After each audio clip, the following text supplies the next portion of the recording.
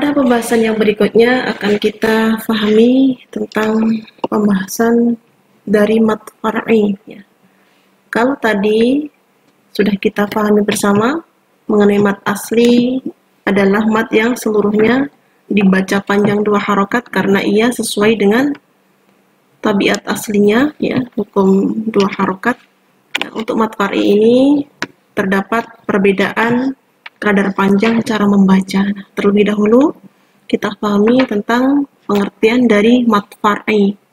Mat far'i atau mat cabang, ya, adalah mat asli yang dipengaruhi oleh sebab hamzah ataupun sukun, baik yang sukun karena tasdid ataupun sukun karena waqaf, dan sebab-sebab lain yang berfungsi untuk membedakan panjang atau pendeknya suatu bacaan. Nah, jadi pada awalnya dia adalah mat asli karena yang membedakan adalah karena dia bertemu dengan sebab yang mempengaruhinya, baik itu sukun maupun hamzah, sehingga menjadikan bentuk ataupun kadar panjang yang berubah. Tidak lagi 2 harokat tetapi ada beragam macam cara membacanya, mulai dari 2 harokat, 4, 5, dan 6 harokat. Nah, lalu apa saja pembagian dari mat far'i ini? Nah, di awal tadi sudah kita pahami bersama bahwa mat far'i ini dibedakan berdasarkan sebab-sebab tertentu. Di antaranya yang pertama adalah dibedakan berdasarkan sebab hamzah, kemudian yang berdasarkan sebab sukun murni ataupun tasdid, kemudian yang dikelompokkan berdasarkan sukun karena waqaf. Nah, adapun yang dibedakan berdasarkan sebab hamzah, mat far'i ini terbagi menjadi 3 macam mat. Di antaranya ada mat jaiz munfasil, mat wajib muttasil, dan mat silah tawilah. Untuk mat far'i yang dibedakan berdasarkan sebab sukun murni dan tasdid terbagi menjadi 5 macam mat. Ada mat far, mat lazim mustaqal kilmi, mat lazim mustaqal harfi, mat lazim mukhaffaf kilmi, dan mat lazim mukhaffaf harfi. Adapun untuk pembahasan mat far'i yang dibedakan berdasarkan sukun karena waqaf terbagi menjadi 2 hukum mat, ada mat arid lis-sukun dan mat layyin. Selanjutnya mari kita bahas bersama tentang pembagian hukum mat yang pertama yang dibedakan berdasarkan sebab hamzah. Di sana ada mat wajib muttasil. Apa itu mat wajib muttasil? Adalah mat yang bertemu dengan hamzah dalam satu kalimat. Ada huruf mat, kemudian bertemu dengan hamzah dalam satu kalimat. Kadar panjangnya adalah dibaca antara 4 atau 5 harokat ketika wasol. Tetapi panjangnya berubah menjadi 4, 5, atau 6 harokat ketika waqaf. Nah, menurut Hafiz dari Asim, ini salah satu ulama qiraah, menyebutkan bahwa panjang untuk mat wajib mutasil adalah 5 harokat. Sementara menurut Imam Warsh, Imam Hamzah membaca mat wajib mutasil ini dengan kadar panjang 3 alif atau 6 harokat. Sementara untuk Qalun, Imam Qalun membaca dengan panjang 2 alif dan 1,5 alif atau 3 harokat. Nah, kenapa disebut wajib? Ya, nah, wajib ini mengindikasikan bahwa kita tidak dibolehkan membaca dengan 2 harokat sebagaimana ketika membaca mat tabi'i atau mat asli, sehingga kita wajib memanjangkan dengan kadar panjang yang telah disepakati para ulama, sehingga disebut sebagai mat wajib muttasil.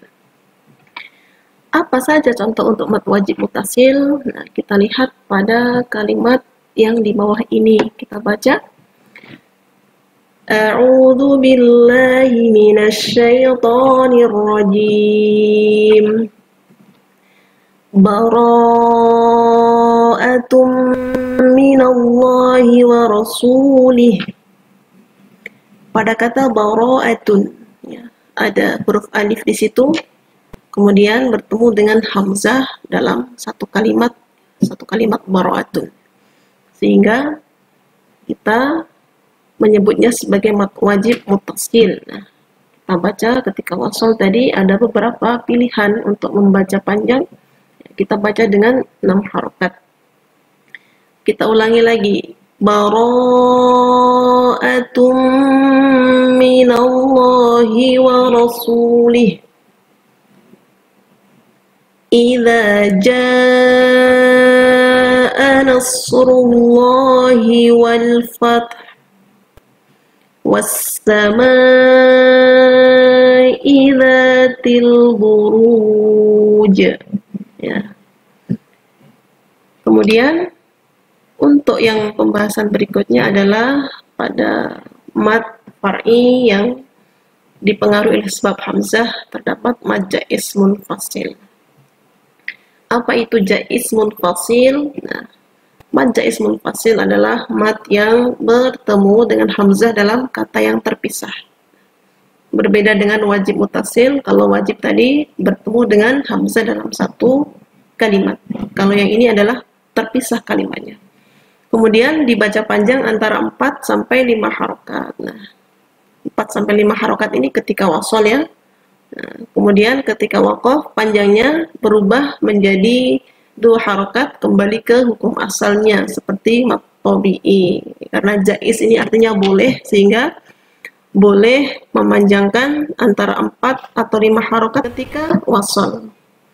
Tetapi bisa dipanjangkan 2 harokat ketika kita membaca waqaf. Untuk contohnya bisa kita amati pada kalimat di bawah ini. Ya. Wa ma anta 'alaina bi'aziz. Ada kata wa ma, kemudian setelahnya ada kata anta, sehingga ada mad bertemu dengan alif. Ya, kita ketahui wa ma ini adalah kata yang pertama, kemudian pada kata yang kedua ada kata anta, sehingga antara mad dengan hamzahnya terpisah, sehingga terjadilah mad jaiz munfasil. Kita baca contohnya sekali lagi. Wa ma anta 'alaina bi'aziz. Inna arsalna Nuhan ila qaumih wa ma umiru illa liya'budullaha mukhlishina lahuddin. Ya, pada kata yang ketiga, contoh yang ketiga, terdapat kalimat wama umiru. Yang pertama wama ketemu dengan umiru, huruf alif pada kata umiru. Ini terdapat mad jaiz yang pertama. Kemudian umiru bertemu dengan illa, terdapat huruf alif pada kata illa, sehingga terdapat 2 mad yang bertemu dengan huruf hamzah atau alif, sehingga pada kata wama umiru terdapat 2 mad jaiz munfasil. Demikian pembahasan untuk mad jaiz munfasil. Kita lanjutkan pada pembahasan mad silah tawilah. Apa itu mad silah tawilah? Kita ingat kembali tentang mad silah qasirah pada pembahasan di pembagian mad asli. Nah, sebetulnya secara prinsip sama, hanya saja yang membedakan adalah bertemunya setelah ad-dhamir ini.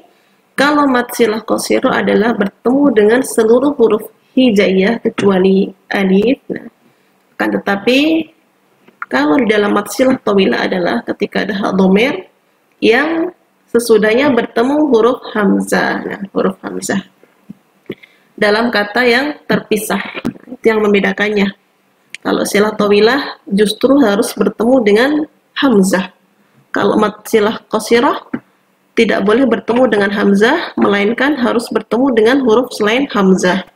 Nah, berapa kadar panjang untuk mad silah tawilah? Mad silah tawilah ini panjangnya antara 4 atau 5 harokat ketika wasol. Nah, ketika wasol dan berubah dibaca sukun ketika waqaf. Nah, untuk kaidahnya sama dengan mad silah qasirah.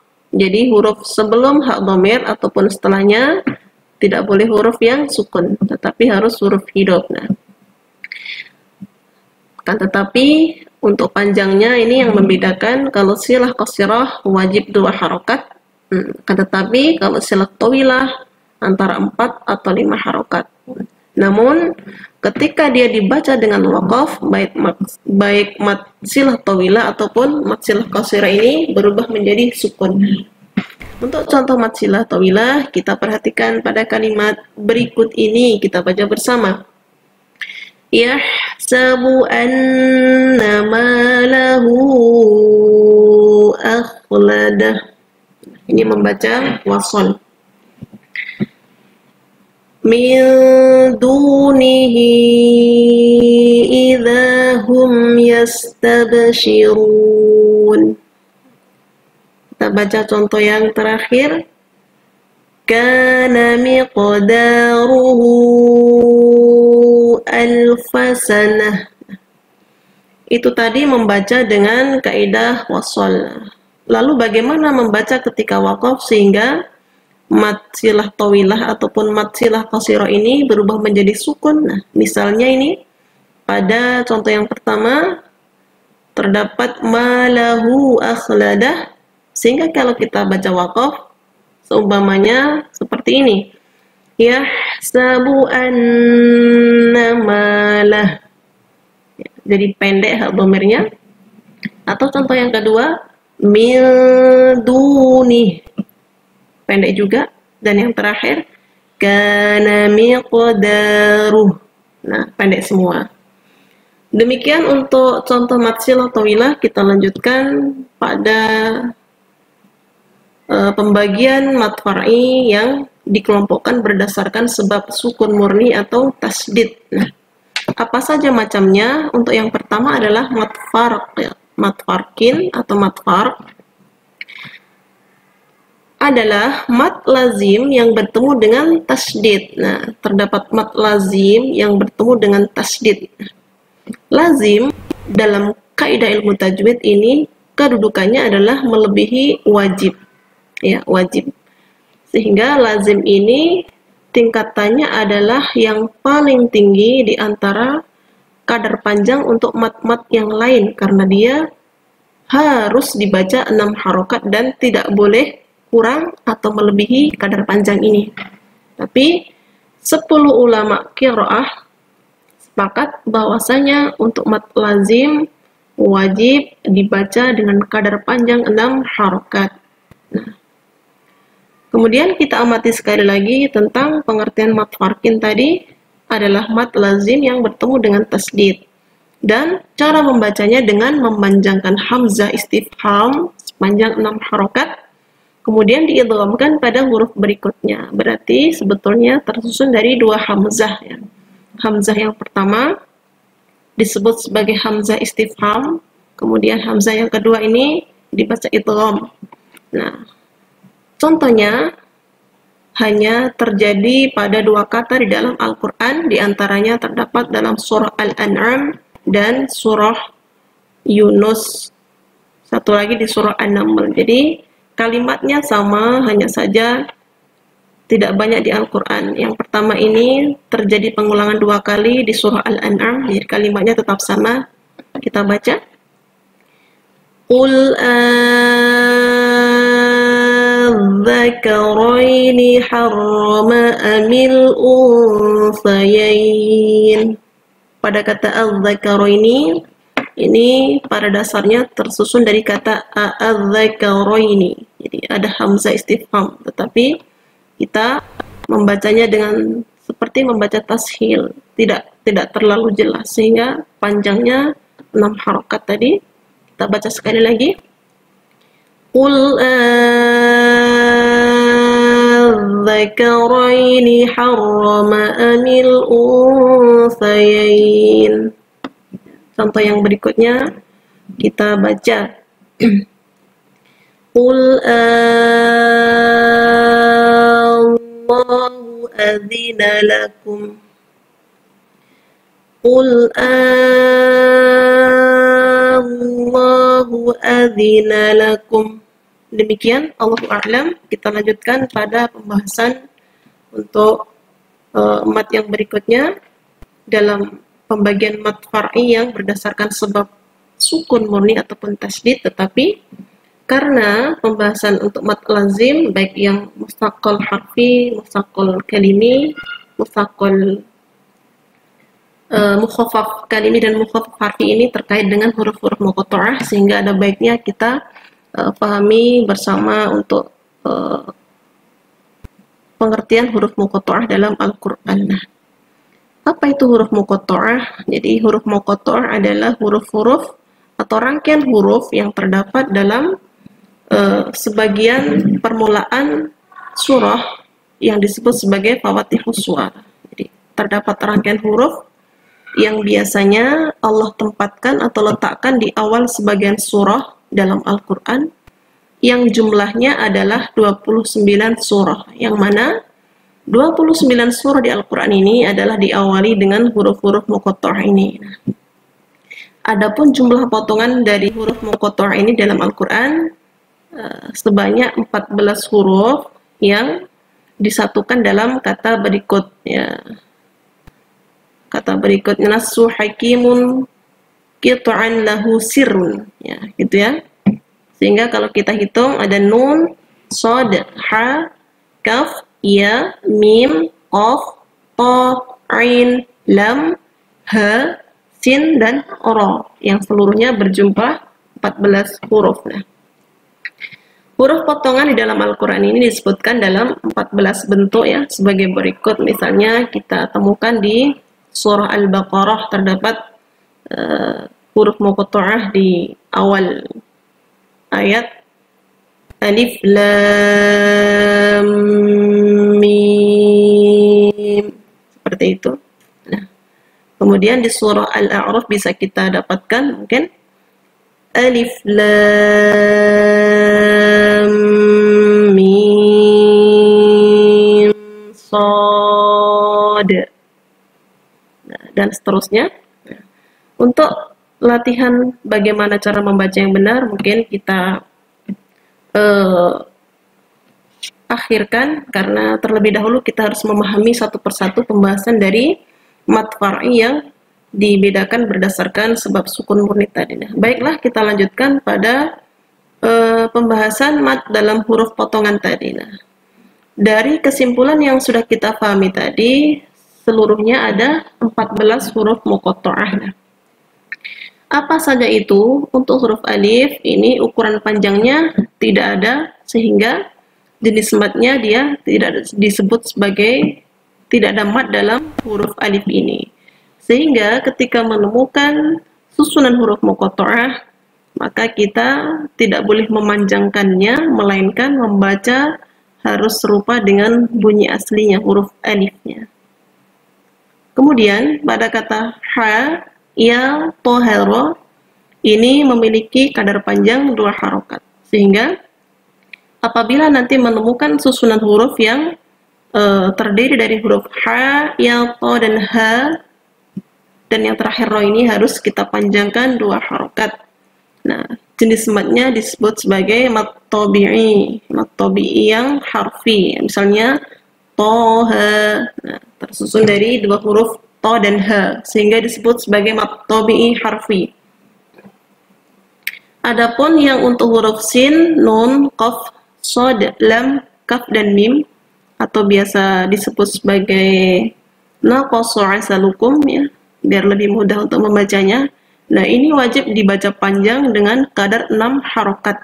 Wajib, karena nanti biasanya untuk jenis mat lazim, sehingga tidak boleh merubahnya dengan kadar panjang 2 misalnya, ataupun 5 dan sebaliknya, tetapi wajib dibaca 6 harokat, karena 10 ulama telah bersepakat untuk kadar panjang dari mat lazim seluruhnya harus 6 harokat. Nah, adapun untuk ain Nah, ini memiliki ukuran panjang antara 4 atau 6 harokat karena jenis matnya yang tersusun apabila terdapat dari huruf ain ini maka akan terjadi mat layyin.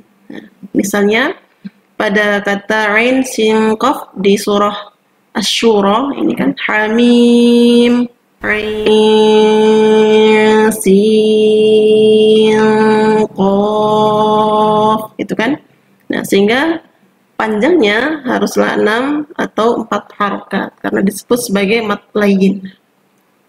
Demikian untuk penjelasan tentang kadar panjang dan jenis mat pada huruf muqatta'ah. Kita lanjutkan pada pembahasan mat lazim mustaqal kalimi. Ini termasuk salah satu cabang dari mat far'i yang dibedakan berdasarkan sebab tasdid atau sukun murni. Nah, apa itu mat lazim mustaqal kalimi?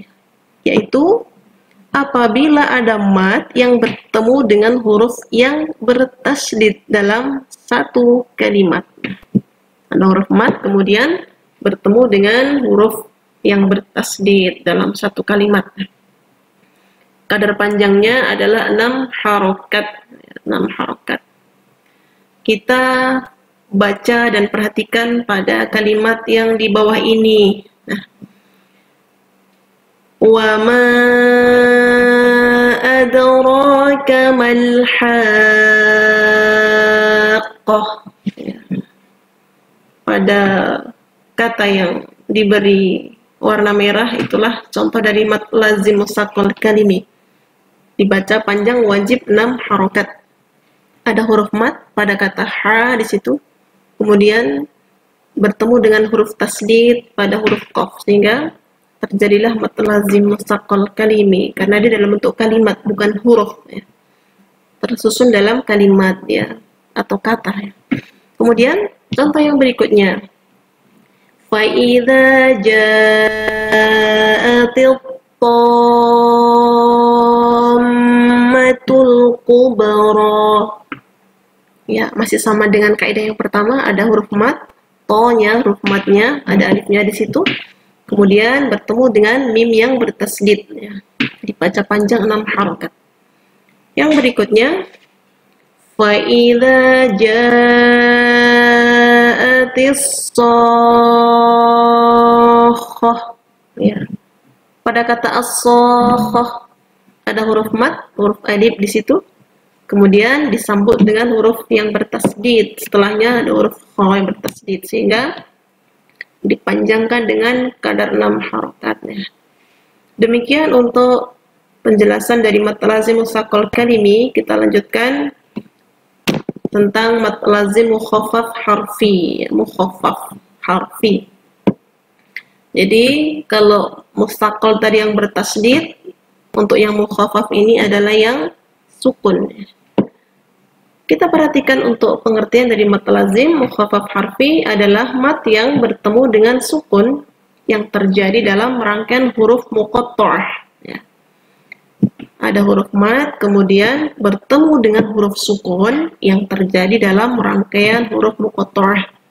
Kita ingat kembali huruf muqatta'ah tadi bisa diartikan sebagai rangkaian huruf atau potongan-potongan huruf yang tersusun di awal permulaan sebagian surah dalam Al-Quran. Mengapa demikian? Dalam huruf muqatta'ah ini, kewajiban kita sebagai seorang muslim adalah hendaknya kita mengimani sebagai firman Allah yang sampai kepada kita, ya, mengimaninya, kemudian kita tidak memiliki pengetahuan untuk berpikir terlampau jauh sehingga kewajiban kita hanya mengimaninya bahwa itulah ketetapan Allah yang sampai kepada kita ya. Allah menghendaki sebagian dari surah yang diturunkannya ini diawali dengan huruf-huruf muqatta'ah dan hanya Allah sendiri yang tahu maksudnya. Kemudian kewajiban kita yang kedua adalah hendaknya kita membacanya sesuai dengan riwayat yang sampai kepada kita ya. Jadi membacanya sesuai dengan riwayat yang sampai kepada kita sehingga tidak menyalahi dari ketentuan yang sudah difahami oleh sebagian ulama-ulama qiraah ya, kita mengikutinya. Nah, Untuk mad lazim ini seluruhnya ya, baik itu nanti mad lazim mukhaffaf harfi, kalimi, mukhaffaf atau mutsaqal harfi dan mutsaqal kalimi, maka seukuran 6 harokat atau 3 kali dari mad tabi'i ya. Karena mad tabi'i tadi kita pahami panjangnya 2 harokat, sehingga kalau 6 harokat berarti 3 kali seperti membaca panjangnya mad tabi'i. Nah, contohnya bisa kita lihat pada kalimat yang berikut ini. Contoh yang pertama kita baca Ain Sin Qaf ya. Apabila diuraikan dalam huruf muqatta'ah ini terdapat huruf ain, terdapat nun sukun ya, kemudian disambut dengan huruf sin, berarti ada nun sukun bertemu dengan sin, sehingga kita membacanya dengan ikhfa. Ikhfa itu menyamarkan dengan kadar panjang 2 harokat. Kemudian ada nun sukun lagi pada kata sin, nun sukun bertemu dengan huruf qaf. Jadi ada 2 huruf ikhfa di sini, sin dan qaf, yang sama-sama harus kita tunaikan panjangnya dengan kadar panjang 2 harokat sebelum menyempurnakannya menjadi panjang 6 harokat untuk ketentuan dari mad lazim mukhaffaf harfi. Kita baca dan ulangi sekali lagi. Ain Sin Qaf. Ya, demikian. Untuk contoh yang berikutnya pada awal surah Al-Qalam, kita lihat di situ terdapat huruf muqatta'ah, kita baca dengan panjang 6 harokat ya, bertemu sukun. Mana sukunnya? Jadi huruf madnya nun, ada waw sukun bertemu dengan huruf sukun pada huruf nun yang berikutnya, sehingga terjadilah dia mad lazim mukhaffaf harfi. Jadi rangkaian huruf muqatta'ahnya tadi bertemu dengan sukun. Kita baca nun, kemudian qaf ya, alif atau mad di situ bertemu dengan huruf sukun lagi, dan yang terakhir sod ya, bertemu dengan sukun, sehingga dal ini ketika sukun kembali ke hukum asalnya, berlaku qalqalah kubra karena di akhir kalimat, sehingga wajib dipantulkan ketika membaca huruf qalqalah yang berbaris sukun, sehingga digetarkan suaranya sehingga terjadi hukum qalqalah dan panjang 6 harokat. Sod ya, demikian. Allahu a'lam. Kita lanjutkan pada pembahasan yang berikutnya mengenai mad lazim mustaqal harfi. Nah, apa itu mad lazim mustaqal harfi? Adalah mad yang bertemu dengan tasdid ya, karena disebabkan idgham di sini yang terjadi dalam rangkaian huruf-huruf muqatta'ah ya. Nah, apa saja contohnya? Ya, ingat kalau mustaqal berarti yang bertasdid, sehingga bertemunya dengan tasdid. Nah, contohnya bisa kita jumpai pada kalimat yang di bawah ini. Alif lam mim. Ya. Alif tadi sudah kita pahami bersama di awal bahwa dia tidak berlaku hukum mad, sehingga dibaca sesuai dengan hurufnya alif tanpa perlu memanjangkan. Sementara lam di sini ada huruf mad bertemu dengan sukun dan kita panjangkan dengan 6 harokat. Kemudian ada mim sukun lagi bertemu dengan huruf mim yang bertasdid, sehingga terjadi idgham mislain, sehingga kita panjangkan dengan kadar panjang 6 harokat ya. Kita ulangi lagi. Alif lam mim ya, demikian. Kita perhatikan untuk contoh yang kedua ya. Tosim mim ya. Huruf to tadi diantara salah satu jenis dari huruf muqatta'ah yang mana panjangnya selain huruf to tadi ada to, ha, ya, ha, dan ro dipanjangkan dengan 2 harokat ya. Sehingga To-nya kita panjangkan 2 harokat, sementara sin kita baca dengan 6 harokat. Demikian juga mim dengan panjang 6 harokat. Kita lihat di situ, pada kata sin terdapat nun sukun yang bertemu dengan huruf mim, sehingga terjadilah idgham bi gunnah. Makanya tadi disebut di awal bahwa mat lazim mustaqal harfi itu mat yang bertemu dengan tasdid karena idgham. Ini menunjukkan bahwasanya pada kata to sim mim terdapat hukum idgham bi gunnah. Kita ulangi membaca pada contoh yang kedua. To sim mim. Nah, adapun selain huruf yang di atas ya, maka seperti huruf ha, ya, to, ha dan ro, kita diharuskan membaca sebagaimana seperti membaca mat tabi'i, yaitu dengan memanjangkan seukuran 2 harokat ya. Pada kata hamim misalnya ha-nya 2 harokat, mim-nya 6. Hamim toha. Nah, seperti itu. Demikian untuk penjelasan mengenai mat lazim mustaqal harfi. Kita lanjutkan pada pembahasan yang terakhir dari pembagian mat far'i yang disebabkan oleh sebab sukun karena waqaf ya, sebab sukun karena waqaf. Di sana ada 2 mat, di antaranya mat lin atau mat layin kita menyebutnya, dan mat arid lis sukun nanti yang terakhir sekali. Apa itu mat lin atau mat layin? Adalah mat yang terjadi ketika berwaqaf atau berhenti pada huruf lin ya, yang mana kita ketahui bahwa yang dimaksud dengan huruf lin ini adalah ketika ada huruf wawu dan huruf iya yang sukun, dan sebelumnya hurufnya berharokat fathah ya, terdapat huruf wawu dan iya sukun, dan sebelumnya adalah huruf yang berbaris fathah, dan bertemu dengan huruf yang disukunkan karena waqaf. Nah, kita bisa lihat pada beberapa contoh di bawah ini. Pada kata Quraisyin, nah, ini semisalnya adalah kalimat-kalimat yang di akhir ayat, sehingga ketika kita membacanya, maka baris kasrotain pada kata yang huruf yang terakhir, maka kita akan mewakafkannya atau memberhentikannya, sehingga tidak lagi dibaca dengan baris kasrotain, melainkan kita sukunkan ya.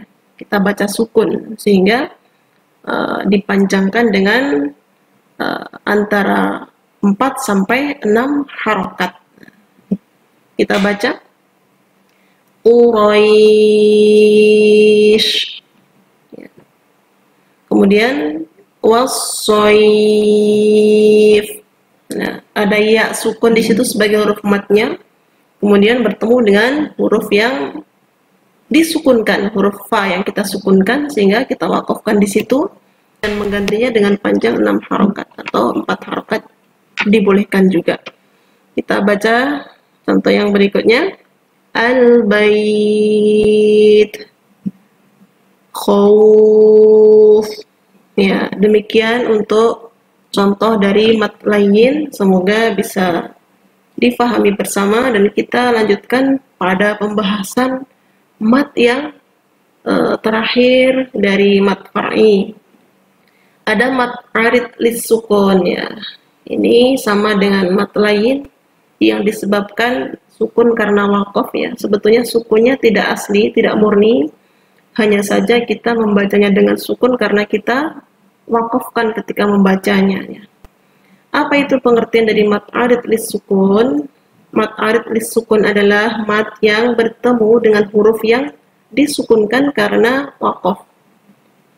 Nah, kadar panjangnya untuk mat arid lis sukun ini antara 2, 4, atau 6 harokat.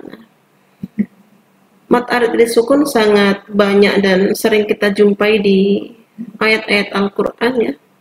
Ya, ketika kita membaca di suatu ayat mungkin dan menemukan terdapat huruf mat di sana, kemudian kita membaca dengan waqaf karena bertemu dengan satu huruf setelahnya. Nah, inilah terjadi di mana hukum mad arid sukun yang harus kita baca dengan panjang antara 2, 4 atau 6 harokat.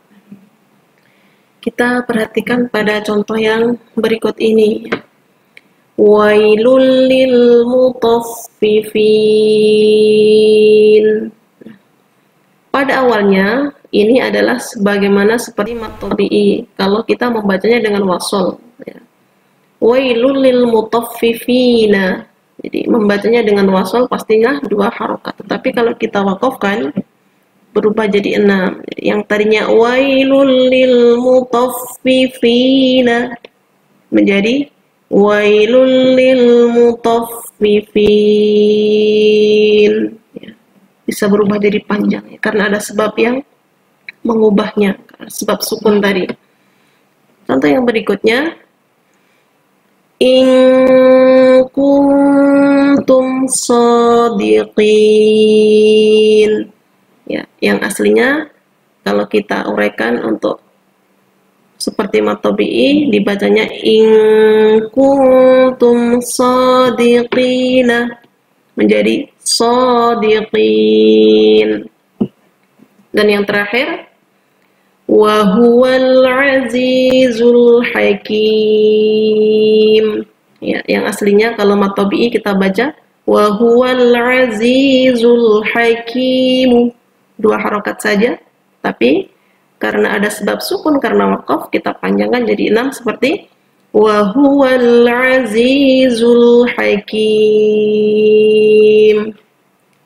Alhamdulillah, demikian pembahasan dari hukum-hukum mad, baik mad asli dan mad far'i. Jadi, untuk kesimpulan bisa kita pahami sekali lagi bahwa pada dasarnya seluruh mad yang terdapat di dalam Al-Quran adalah jenis mad asli, karena terdapat sebab baik itu hamzah, sukun atau tasdid, sehingga menjadikan perubahan panjang untuk mad asli menjadi mad far'i. Nah, sehingga mad far'i ini beragam kadar panjangnya antara 2 harokat, 4, 5 sampai 6 harokat menurut beberapa ulama yang sudah masyhur. Nah, demikian pembahasan untuk pembagian hukum-hukum mad ini. Semoga kita semua bisa mengambil faidah dan semakin membuat kita memiliki pemahaman yang baik dalam tilawah Al-Quran. Demikian, Assalamualaikum warahmatullahi wabarakatuh.